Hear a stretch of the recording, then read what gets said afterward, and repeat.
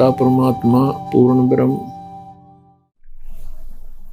सर्व सृष्टि रचनहार कबीर परमेश्वर जी की असीम रजा से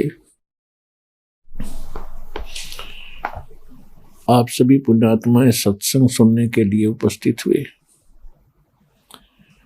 परमेश्वर की असीम रजा हो जाती है, उन्हीं पुण्यात्माओं को मानव शरीर प्राप्त होता है। मानव शरीर प्राप्त करके जिनकी भक्ति में रुचि है, श्रद्धा आस्था है, वो और भी अच्छी आत्माएं हैं।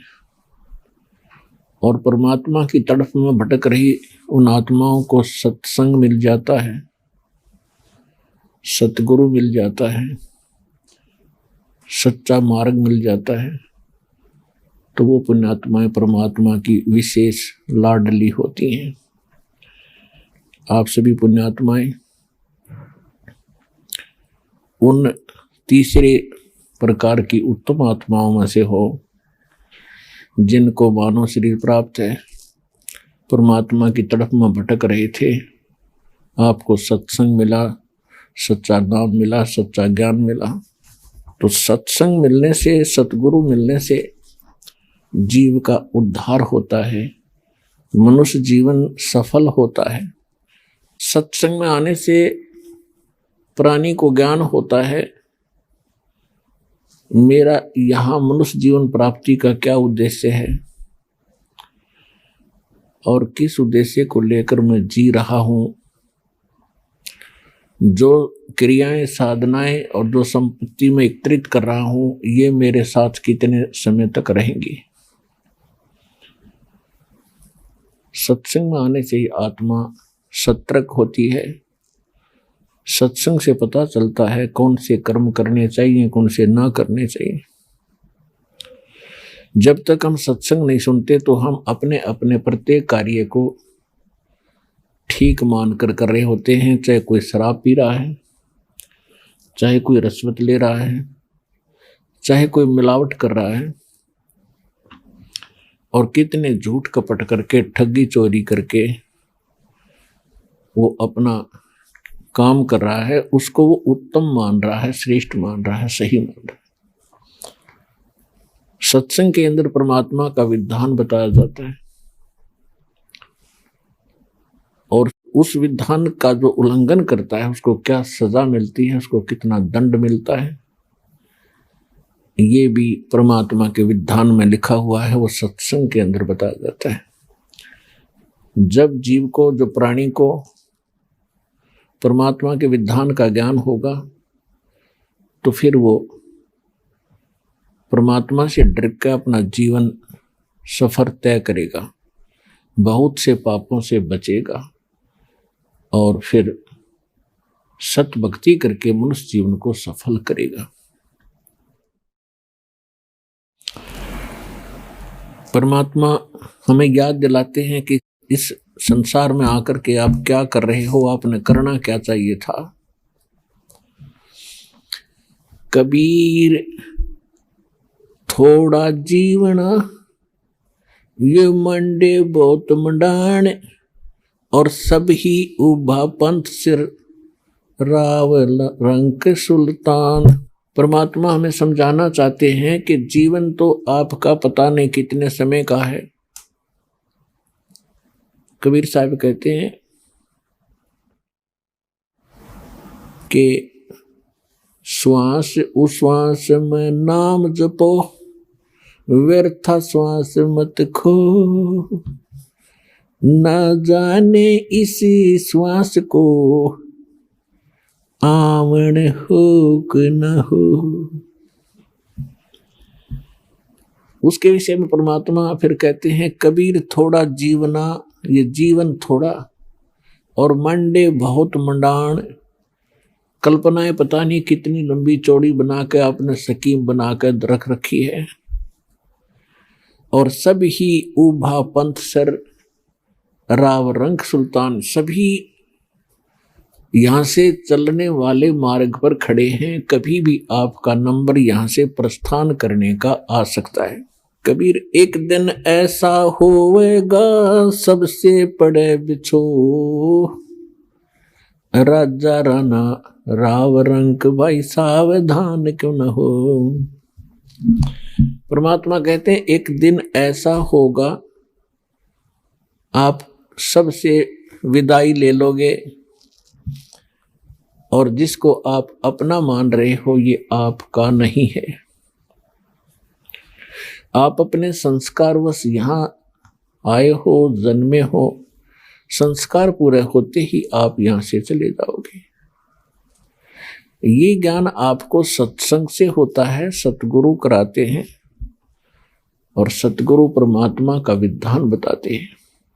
परमात्मा ने जो विधान बताया था 600 वर्ष पहले वो आपको दास बता रहा है, सुना रहा है।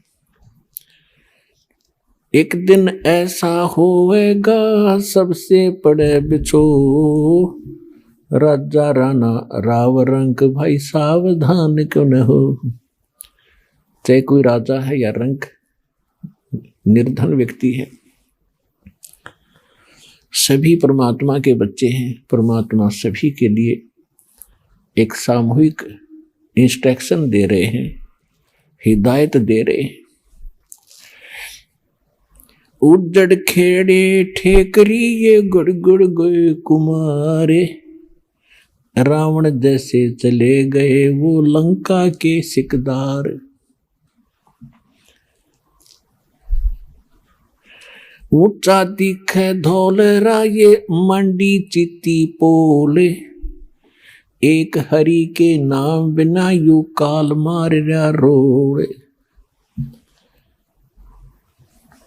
कबीर देवल ढह पड़ा ये ईट रही संवारे, करचे दारा से प्रीतड़ी बाई डहन दूजी बार। कबीर कहाँ चनाव है मैडिया ये लंबी भीत उसारे, घर तो 3.5 हाथ बाई गणा 4.25। परमात्मा हमें याद दिलाते हैं कि आप परमात्मा के विधान से अपरिचित और इस नासवान स्थान को स्थायी मानकर अनजानपने में बड़ी बड़ी कोठियां बनाने में अपना अनमोल मनुष्य जीवन नाश कर रहा है। कहते हैं कहाँ चुनाव है मैडिया कोठियां और लंबी भीत उसार, लंबी लंबी द्वार खींच रखी थी। घर तो 3.5 हाथ और घना तो 4.25। इस टाइम पास करने के लिए इस लोक में परमात्मा बताते हैं कि ज्यादा से ज्यादा और कम से कम एक मनुष्य ने एक चारपाई पे और एक कमरे के कोने में सोना होता है और उसके लिए 6 कमरे 10 कमरे बनाओ, ऊपर नीचे कोठी 6 मंजिल की बना कर बैठ गया। तो परमात्मा कहते हैं ये ज्ञानहीन प्राणी के लक्षण होते हैं, जिसको पता नहीं तू कब यहां से चला जाएगा, कब तेरा जाना हो जाएगा। कबीर साहब कहते हैं साथी हमारे चले गए हम भी चालन हारे, कोई कागज में बाकी री बाई तात लगी है वारे। परमात्मा अपने ऊपर उदाहरण देकर बता रहे हैं कि भाई पिछले इतिहास देख लो, कितने राजा हुए, हम कितने इतिहास पढ़ा करते। राजाओं के उसने उस पर चढ़ाई कर दी, उसने उसको पराजित कर दिया, कब्जा कर लिया। कहाँ गए वो खुद भी? कितनी सेनाएं मरवाई, कितने पाप किए एक राज्य प्राप्ति के लिए, और कितने दिन राज्य किया। अब क्या होंगे वो बने हुए, ये परमात्मा के विधान से उनकी जानकारी होती है। कबीर हरि के नाम बिना ये राजा रसब हो, मट्टी लदे कुमार के वही घास न नीरे कोई। एक परमात्मा की भक्ति के बिना इन प्राणियों के संग में क्या बनेगा? चाहे कोई प्रधानमंत्री है, चाहे सारी पृथ्वी का राष्ट्रपति है। परमात्मा की भक्ति के बिना अगले जीवनों में वो पशु योनि में जाएगा और गधे की योनि प्राप्त होगी। उसमें उसको क्या सुविधाएं होंगी अंडरस्टूड है। तो ये ज्ञान जब तक आत्मा को पता नहीं लगेगा, ये यही खिलौनों से खेल कर अपना जीवन नाश कर जाता है। अब परमात्मा क्या बताते हैं, साथी हमारे चले गए भाई हम भी चालन हारे, कोई कागज में बाकी रह रही तात लगी है वार। पहले कितने चले गए, कैसे कैसे उनके इतिहास बने, कहाँ वो है कि नामो निशान उनका, और आगे उनके साथ आज क्या बीत रही होगी। कोई पशु बना, कोई पक्षी, कोई चूहा बनकर धक्के खा रहा है। ऐसे गंदे लोक में हम क्या बनकर बैठ गए। तो परमात्मा आकर आंख खोले हमारी, और काल हमारे को यहां बस उल्टी शिक्षा देकर सारे उल्टे काम करवा के जीवन नाश करवा देता है इस प्राणी का। फिर ये बड़ा खुश रहता है, और जब परमात्मा आते हैं या उनका सत्ज्ञान प्रारंभ होता है तो उसको बड़ी बेचैनी हो जाती है।